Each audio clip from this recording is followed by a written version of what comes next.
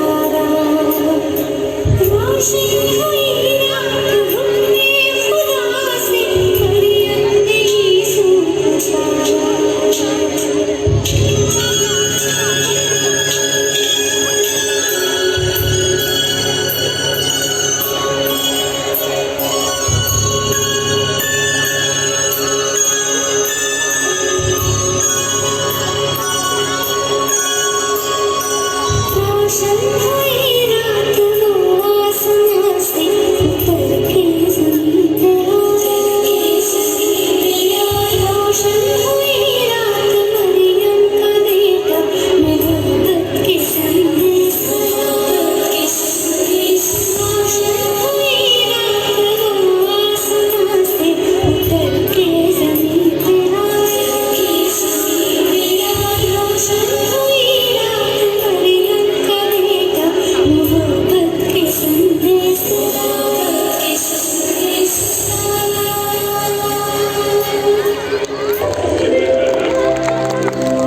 फिर एक दिन नाजरत के शहर में मरियम नामक इस कुंवारी लड़की के पास अचानक एक स्वर्गदूत आ पहुंचा। कौन है आप? मरियम, मत डर, मैं स्वर्गदूत जिब्राइल तेरे लिए एक सुसमाचार लाया हूँ। सुसमाचार मेरे लिए? जाति की सारी महिलाओं में से परमेश्वर ने तुझे चुना है कि तू गर्भवती होगी और परमेश्वर के पुत्र को जनेगी। परमेश्वर ने मुझे चुना है? ये कैसे हो सकता है? परमेश्वर के लिए सब कुछ संभव है। तू एक पुत्र जनेगी और वह परमेश्वर का पुत्र कहलाएगा और तू उसका नाम यीशु रखना। जैसे परमेश्वर चाहता है वैसा ही हो।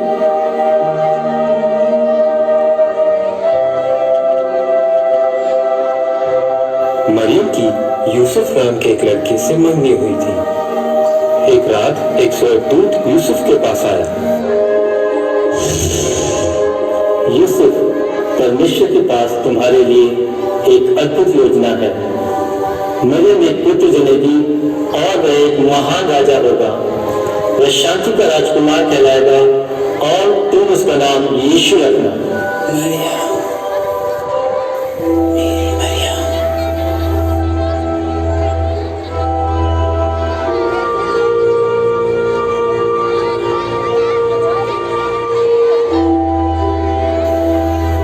उसके पश्चात मरियम और यूसुफ का विवाह हो गया था। ये उस समय की घटना है जब रोमी सम्राट अगस्टस केसर जनगणना के लिए प्रदेश के सब लोगों को आदेश दिया था कि सब अपने अपने पैतृक जगह में लौट जाएं। यूसुफ मरियम के साथ अपने पैतृक भूमि बैतलहम की ओर चल दिया।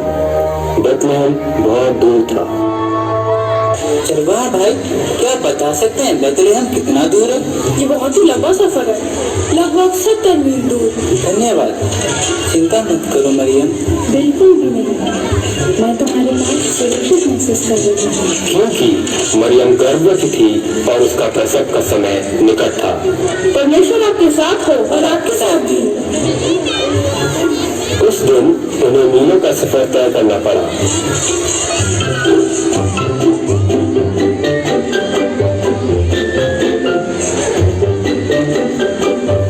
आधे से ज्यादा रास्ता तय कर चुके हैं।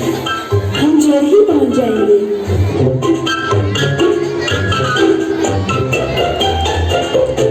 ये मरियम, ठंडा पानी तुम्हें अच्छा लगेगा। शुक्रिया, मुझे बहुत प्यास लग रही है।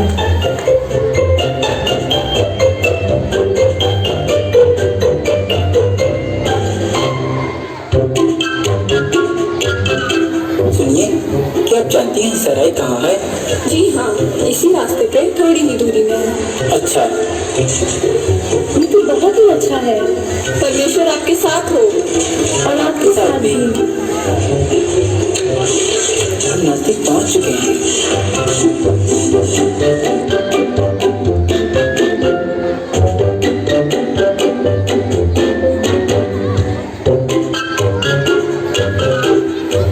हम पहुँच गए। कौन? अरे धक्का मत दो। हमें एक कमरे की जरूरत है। अरे कमरा तो सबको चाहिए, पर यहाँ तो जगह ही नहीं है और मेरे पति किसी को मना ही नहीं करते। लगता है आज हमें रसोई घर में ही सोना पड़ेगा। हम काफी दिनों से यात्रा कर रहे हैं। अरे क्या चल रहा है यहाँ? इनको एक कमरा चाहिए और क्या। माफ करना मेरे दोस्त, यहाँ तो बिल्कुल जगह ही नहीं है। मेरी पत्नी बहुत थकी हुई है। हम बहुत दूर से आए हैं। बाकी लोग भी तो सही आ रहे हैं। और मेरी पत्नी गर्भवती है। देखता हूँ मैं आपके लिए क्या कर सकता हूँ। हाँ, मेरे पास एक गौशाला है जो जानवरों से भरा हुआ है, पर कम से कम आपके सर के ऊपर एक छत होगा। बाहर के ठंड से बच जाओगे और सुरक्षित भी रहोगे। शुक्रिया, आपने बहुत मदद की। आओ, मैं तुम्हें ले चलता हूँ। तुम्हें साथ देने के लिए मेरे सारे जानवर हैं। शायद तुम्हें यहाँ थोड़ा बहुत आराम मिल जाए। माफ करना, मैं इससे कुछ बेहतर नहीं कर सकता। शुक्रिया। आपका बहुत धन्यवाद। चलो, एक जगह तो मिल गया।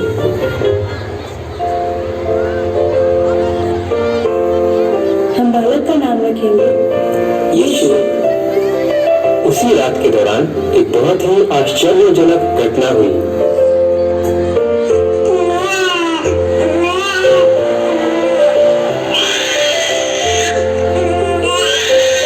मैं उसे पकड़ने लपेट देगी, उसे अच्छा और गर्म देगी। चौधरी में वो सो जाएगा। मरियम और यूसुफ बालक यीशु से बहुत ज्यादा प्रेम करने लगे।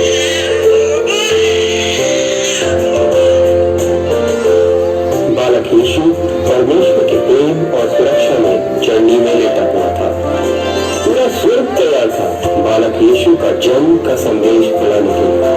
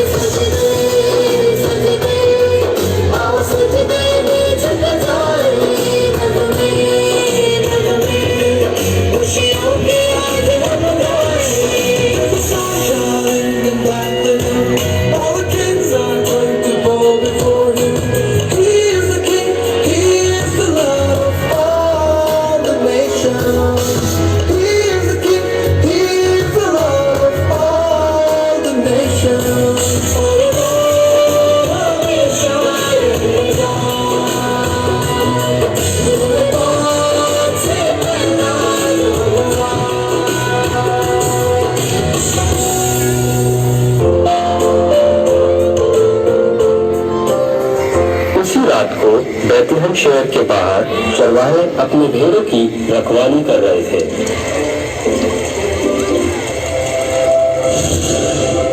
परमेश्वर की जय हो।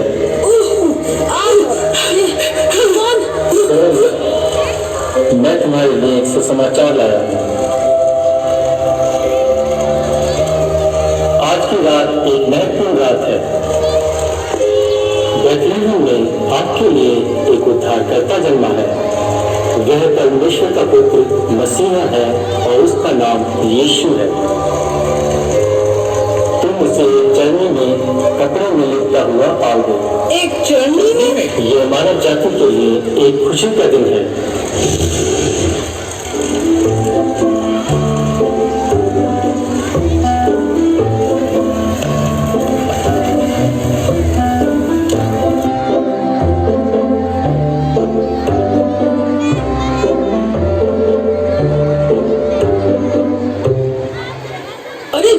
स्वर्गदूत सही कह रहे थे।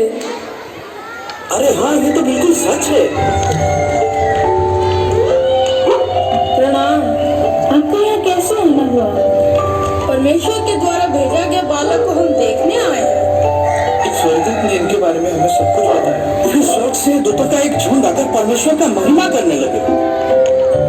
और स्वर्गदूत ने ये भी कहा था कि तुम उसे चरनी में लिपटा हुआ पाओगे। बिल्कुल ऐसे ही जो कुछ स्वर्गदूत ने कहा वो सब सच है। परमेश्वर का पुत्र चरनी में राजा।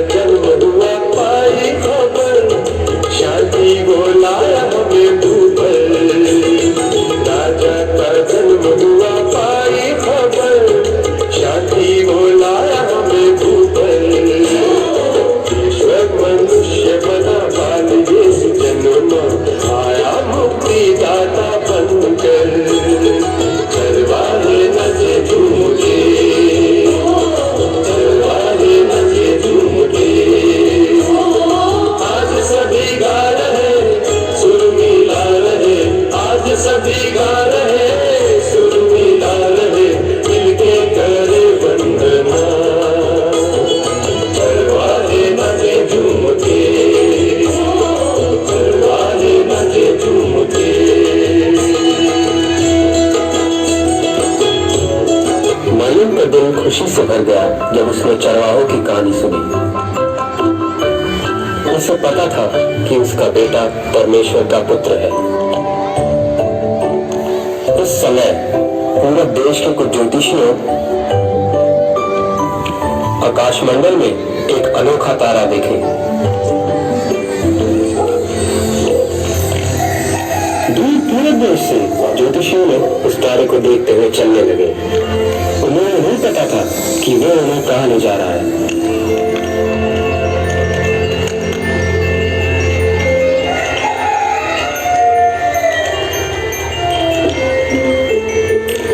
ज्योतिषियों तारे का पीछा करते हुए बेथलेहम पहुंच गए और तारा उसी गौशाले के ऊपर जा रुका जहां यीशु था। और ज्योतिषियों ने जान गया कि उन्हें बिल्कुल सही जगह ले आया गया। बहुत ही दूर से आया नए राजा का जन्म का खुशियां मनाने। क्या हम अंदर आ सकते हैं? जरूर। हमें पता चला कि बालक का जन्म हुआ। हाँ, आओ तो देखते। उसका पीछा करते हुए हम यहाँ तक पहुँच गए।